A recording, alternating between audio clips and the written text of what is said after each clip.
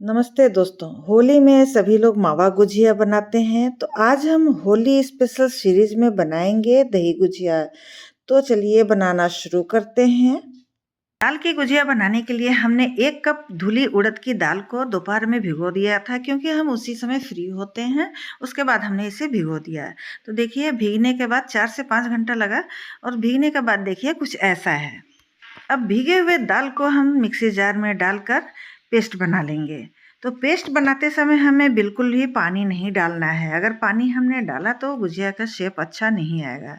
तो देखिए, कुछ इस टाइप का टेक्सचर होना चाहिए। देखिए कितना बारीक पेस्ट है। तो ऐसे ही हम सारे दाल का पेस्ट बना लेंगे। साथ ही एक बोल में हम निकालते जाएंगे। तो देखिए कुछ ऐसा इसका बैटर रहेगा।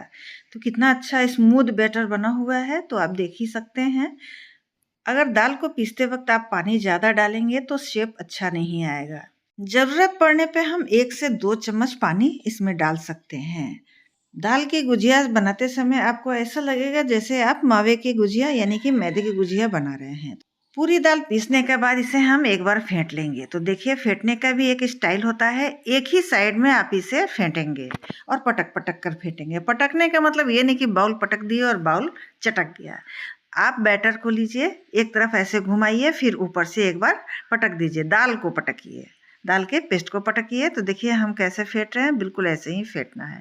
फेंटने से इसमें एयर भर जाता है और हमारा गुजिया जो है फ्लफी बनता है। अब इसे हम चेक कर लेते हैं। तो पानी में डालते ही देखिए कैसे ऊपर की तरफ तैरने लगा है।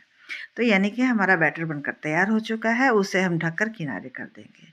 अब इसमें हम कुछ ड्राई फ्रूट्स लेंगे, क्योंकि इसमें हम स्टफिंग भी करेंगे। तो ड्राई फ्रूट दाल के साथ ही भिगो दिया था। कुछ बादाम है और कुछ काजू भी हमने लिया है। साथ में है किशमिश, अखरोट और कुछ है एप्रिकॉट्स।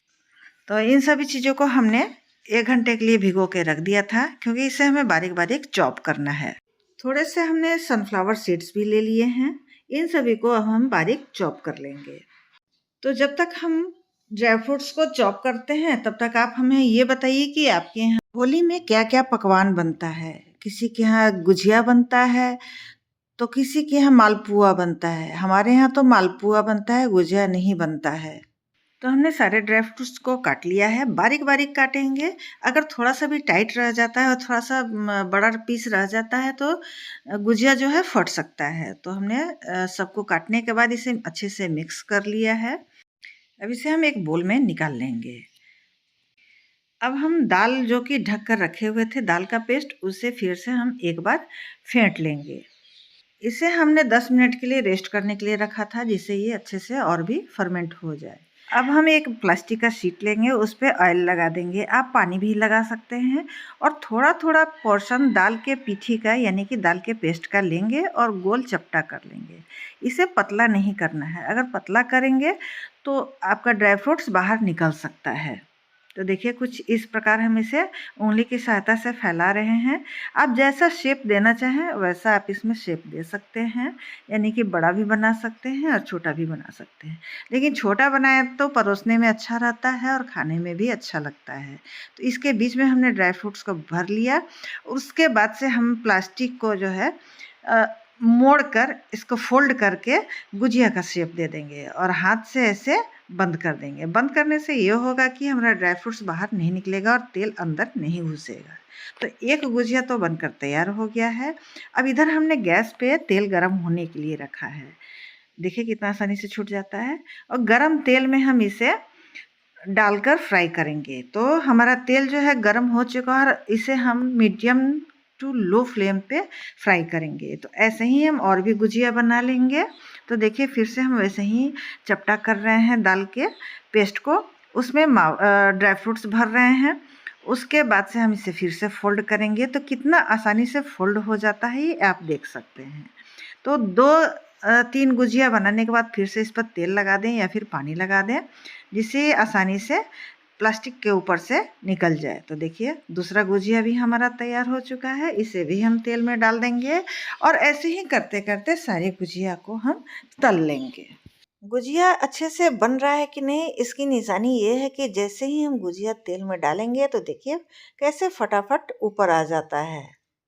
ये देखिए, हाँ ये आ गया ऊपर। इसका मतलब गुजिया हमारा बहुत अच्छा बन रहा है। तो इसको हम उलट पलट कर गोल्डन होने तक सेंक लेंगे, यानी कि तल लेंगे इसे। तो देखिए कितना सारा गुजिया हमने इसमें डाल दिया है, और जो जो इसमें गोल्डन कलर का दिख रहा है उसे हम निकालते जाएंगे, और निकाल कर हम इसे पानी में भिगोएंगे। देखिए कितना अच्छा कलर आ रहा है। तो ऐसे ही सारे गुजिये को हम तलकर निकाल लेंगे। इधर हमने चौड़े मुंह के बर्तन में गुनगुना पानी लिया है, इसमें 1 चम्मच नमक मिला देंगे। आप नहीं चाहे तो नहीं भी डाल सकते हैं, और एक एक करके गुजिया इसमें हम डालते जाएंगे और डालकर ढक देंगे ताकि ये अच्छे से भीग जाए। तो अच्छे से भीग जाए इसकी निशानी ये है कि इसका कलर चेंज हो जाता है और जो एक्स्ट्रा ऑयल है वो बाहर निकल जाता है। तो देखिए कितने अच्छे से भीग चुका है हमारा गुजिया। तो इसको हम हथेली के बीच में रखकर एक्सेस पानी निकाल देंगे और इसे एक ट्रे में असेंबल करते जाएंगे। गुजिये को हमने पानी से निकाल दिया है। अब इधर हम एक बोल में दही छान लेंगे। तो दही हमने आधा किलो से ज़्यादा लिया है, तो इसको हम एक छन्नी की मदद से छान लेंगे। दही आप वैसे भी फेंट कर डाल सकते हैं, लेकिन फेंटने में थोड़ा टाइम लगता है। ऐसे छानेंगे तो एकदम स्मूथ दही बनकर तैयार हो जाएगा, एकदम चिकना बनेगा। अब इसको हम चम्मच की सहायता से इसे छान लेंगे। दही को छानते समय हमने इसमें 1 टीस्पून चीनी डाल दिया है, जिससे दही थोड़ी मीठी हो जाए, और स्वाद अनुसार नमक भी डाल देंगे, जिससे मीठा को कंट्रोल करेगा, यानी कि मैनेज कर लेगा। अब इसको हम अच्छे से फेंट कर दही को छन्नी से बाहर कर देंगे, यानी कि निकाल लेंगे। तो जब तक हमने दही को छानने की प्रक्रिया की है, तब तक आप हमें ये बताएं कि आप होली में क्या क्या प्रिपरेशन कर रहे हैं। हमें तो घर से बाहर जाना है 15 तारीख को, इसलिए हम ज़्यादा कुछ नहीं बना रहे हैं। तो लीजिए दही हमने छान लिया है, इसे हम छन्नी के पीछे वाले हिस्से से भी चम्मच की सहायता से निकाल लेंगे। दही को हम फिर से एक बार चला लेंगे। तो देखिए हमारी दही रेडी हो चुकी है भल्ले पे डालने के लिए, यानी कि गुजिया पे डालने के लिए। अब फिर से हम एक प्लेट लेंगे और भीगी हुई गुजिया को असेंबल कर लेंगे। तो देखिए साइड में हमने मसाले भी रख रखे हैं। तो इसमें लाल मिर्च पाउडर है, जीरा पाउडर है, काली मिर्च पाउडर है, और हरी चटनी है, यानी कि धनिया और पुदीने की चटनी और इमली की चटनी है। इतनी चीज़ें तो पड़ती ही पड़ती हैं दही भल्ले में। तो दही गुजिया में भी सेम प्रोसेस है, केवल भल्ले का शेप जो है उसको हम चेंज कर देते हैं और उसमें स्टफिंग डाल देते हैं। तो आप इसे शाही गुजिया भी बोल सकते हैं। तो पहले हम इस पे दही डालेंगे। तो दही को हम थोड़ा थोड़ा करके इसके ऊपर से डाल देंगे।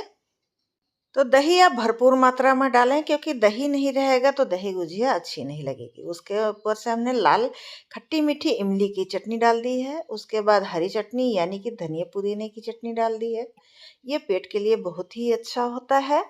इसके ऊपर से हमने काली मिर्च, नमक डाल दिया। काला नमक हमने डाला है, नमक हमारा दही में भी पड़ा है, इसलिए उसी हिसाब से हम काला नमक भी डालेंगे। उसके ऊपर से हमने काली मिर्च डाल दिया, भुना जीरा पाउडर डाल दिया, उसके बाद कश्मीरी लाल मिर्च पाउडर डाल दिया है। क्योंकि हम ज़्यादा तीखा नहीं खाते हैं, इसलिए हमने कश्मीरी मिर्च पाउडर डाला है। आप चाहें तो तीखी वाली लाल मिर्च डाल सकते हैं। तो लीजिए हमारा दही गुजिया बनकर तैयार हो गया है। इसका कलर इतना अच्छा लग रहा है कि देखते ही मुँह में पानी आ रहा है। तो आपको ये गुजिया की रेसिपी कैसी लगी, यानी कि दही गुजिया की रेसिपी कैसी लगी, कमेंट करके ज़रूर बताएं। तो फिर मिलते हैं नेक्स्ट डे एक नई रेसिपी के साथ। तब तक के लिए bye bye and take care.